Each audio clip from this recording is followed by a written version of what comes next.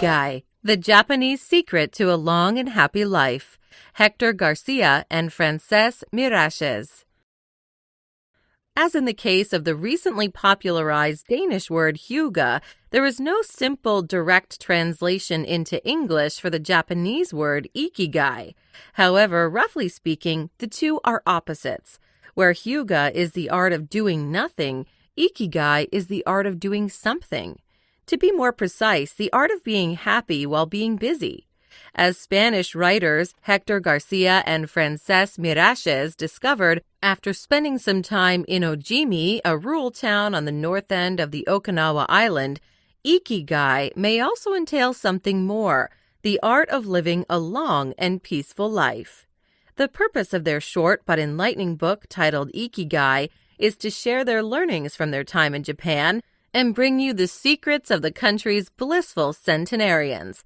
So get ready for some age-old wisdom from the land of the rising sun and prepare to acquire a few necessary tools to find your own Ikigai.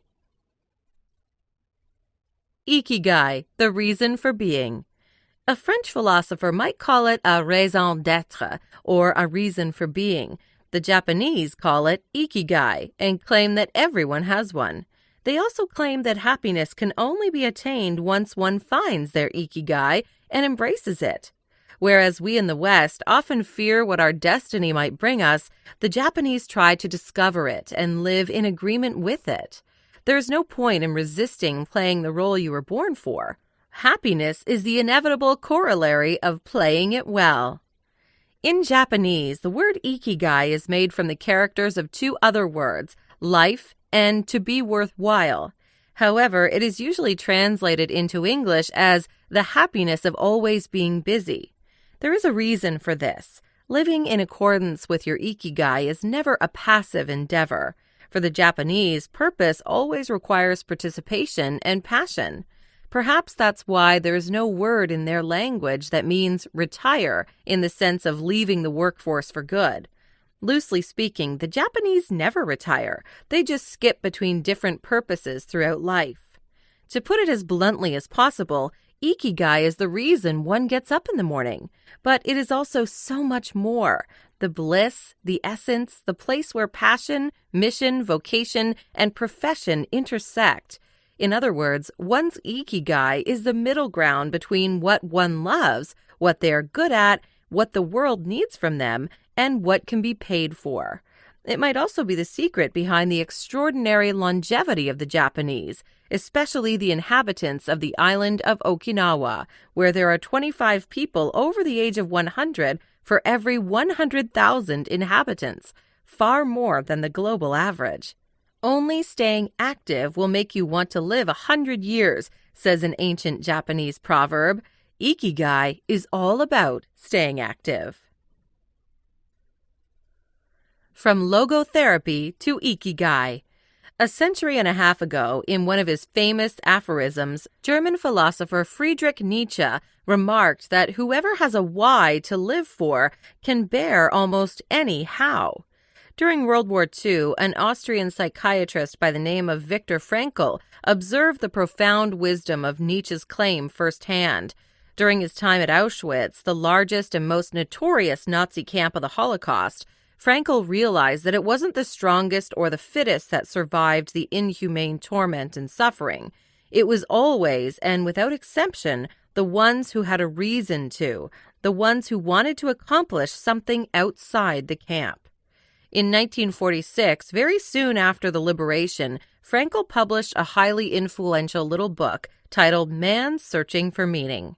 In it, in addition to describing his experiences at the Nazi camps in the 1940s, he also developed a new school of psychiatric treatment called logotherapy, after the Greek word for reason, logos. In Frankl's opinion, life has meaning under all circumstances, even the most miserable ones. Our main motivation to go on in life is our will to find this meaning. Put simply, according to logotherapy, living always means living for something.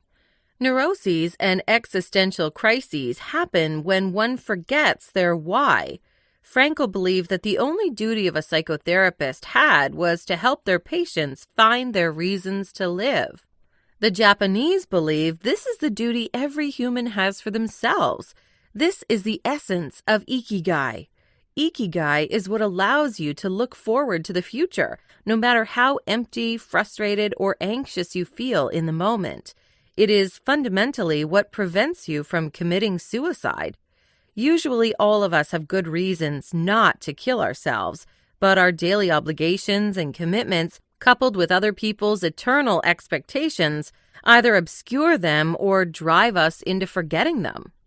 That's why we feel despondent and desperate some of the time.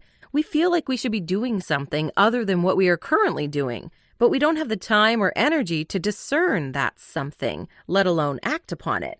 To paraphrase Australian cartoonist Michael Leunig, it's wrong to feel, with the old Ecclesiastes from the Bible, that all things lead to weariness. The very opposite is true. All no things lead to weariness. We are not worn out by the things we do, but by the things we don't do and should do. The good news is that once you find your Ikigai, your personal reason for being, it is only a matter of having the courage and making the effort to stay on the right path. From flow to Ikigai. In addition to Frankl's logotherapy, another popular Western concept related to Ikigai is the flow state. First described by its godfather and seminal theorist, Hungarian-American psychologist Mihaly Csikszentmihalyi, the flow state is the state in which people are so involved in an activity that nothing else seems to matter. The experience itself is so enjoyable that people will do it even at great cost for the sheer sake of doing it. When you are so lost in your work that you start disregarding your needs for food and sleep, then you are experiencing flow. There are many ways to find your Ikigai, but the flow state is where most pursuits begin. According to researcher Owen Schaefer of DePaul University, there are 7 requirements for achieving flow: knowing what to do, knowing how to do it, and knowing how well you are doing it are the first 3. However, you also need to be able to pick out significant challenges and possess significant skills. It's not a prerogative, but it helps if you have a destination. That is to say, if you know where you want to go before you even begin your journey. Finally, the flow state can only be accomplished in the absence of distractions and interruptions. Just like dreaming, you cannot restart it at the desired moment if you wake up in the middle of it. Furthermore, Garcia and Mirachez disentangle 3 strategies that can increase your chances of achieving flow. 1. Choosing a difficult but not too difficult task. Easy tasks bring boredom. Tasks beyond our abilities result in anxiety and unease. The ideal is to find a middle path, something aligned with our abilities but just a bit of a stretch so we experience it as a challenge. 2. Having a clear, concrete objective. The reason why board games and sports are great ways to achieve flow is that they combine a clear goal and a set of explicitly defined rules. In combination, these 2 things make hyper-focus and enjoyment possible. Conversely, vague objectives or obsessive commitments lead to mental blocks and soul-crushing angst. 3. Concentrating on a single task. Multitasking makes achieving flow impossible and decreases productivity by 60%. It also reduces creativity and retention while making us feel more stressed and more likely to make mistakes.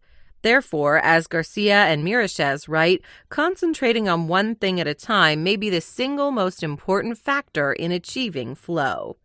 The Japanese have known this for millennia. That's why they often apply themselves to even the most basic tasks with an intensity that borders on obsession. Driven by their found sense of purpose, their Ikigai, many of them eventually become experts in many seemingly trivial aspects of life, such as tidying, making tea or sushi, manufacturing porcelain, or even analyzing anime and manga as artistic forms. But that's another lesson from Japan. Nothing is trivial as long as it makes you get out of bed. On the contrary. 10 Rules of Ikigai.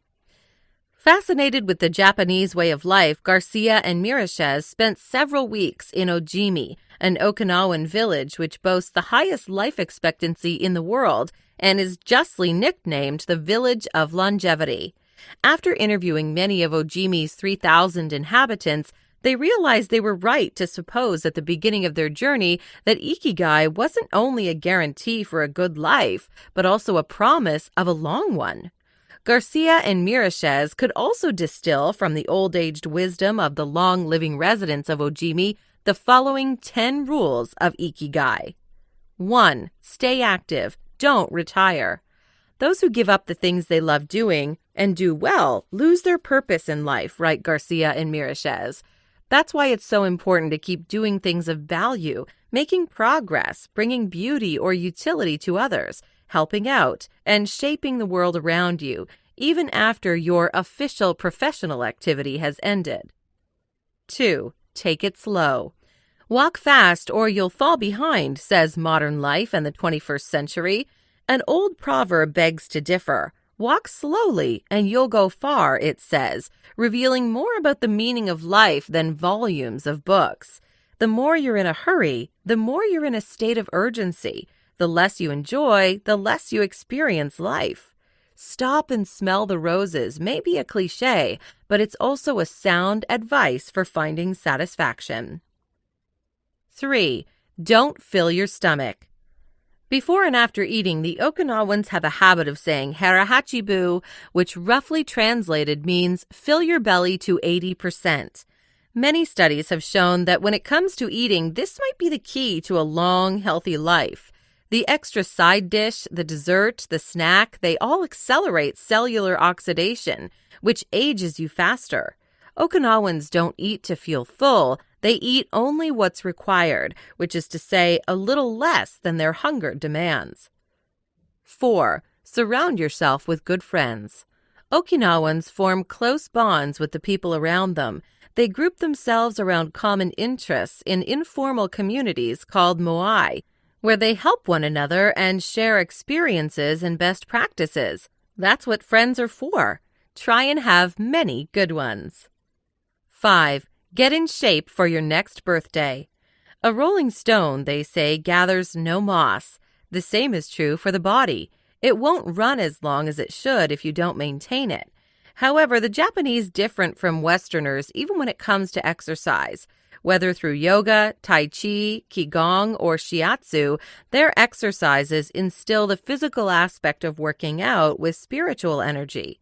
Moreover, rather than being draining and dynamic, all their exercises are gentle and calming. 6. Smile. The secret to a long life is not to worry and keep your heart young, said an Okinawan to Garcia and Mirachez in one of the interviews. Open your heart to people with a nice smile on your face. If you smile and open your heart, your grandchildren and everyone else will want to see you. Indeed, they will. 7. Reconnect with nature. Our ancestors didn't evolve between skyscrapers in rowdy cities and under gray skies. Maybe our descendants will one day get used to the sight, but for now, the best way to recharge your batteries is to return to the natural world as often as possible. 8. Give thanks. We spend so much time criticizing everything and everyone that we often forget to say thanks for the good things we have in our lives, and these are plenty. You'll realize this in no time if you set aside only a moment a day for a brief gratitude ritual. You'll also feel a lot happier. 9. Live in the moment. Most of us strive for perfection. The Japanese, on the other hand, find beauty in deficiencies, such as a cracked teacup. That's what the concept of wabi-sabi entails. A complementary Japanese concept is that of ichigo ichi-e, which could be translated as, this moment exists only now and won't come again. Make that your life motto. As Garcia and Mirachez write, stop regretting the past and fearing the future. Today is all you have. Make the most of it. Make it worth remembering. 10. Follow your Ikigai. Each of us has a purpose, a passion, a unique talent that gives meaning to our days. Don't despair if you don't know it today. Consider that an invitation for an adventure. To paraphrase Frankl, your mission in life is to discover your Ikigai, nothing less. Final notes. A brief but absorbing book, Ikigai by Hector Garcia and Frances Mirachet, is one of the texts most responsible for the popularization of the Ikigai lifestyle in the West. As stated in the KonMari Newsletter, this book demonstrates that aging could be an opportunity to keep working, keep smiling, keep active, and keep being social. It also demonstrates that modern-day busyness, if properly managed and understood, needn't be something that makes life unbearable. On the contrary, it can be the very thing that gives life purpose and meaning. Final tip. A life without purpose is a languid, drifting thing, wrote a medieval German author by the name of Thomas à Kempis about a millennium ago. The Japanese have known this since the dawn of time. That's why they always have a why for their hows. That's why they try to find flow in the tasks they've chosen to do, eat in a balanced and mindful way, and do low-intensity exercises. Follow their example. Science has shown that it leads to happiness, contentment, and a long life.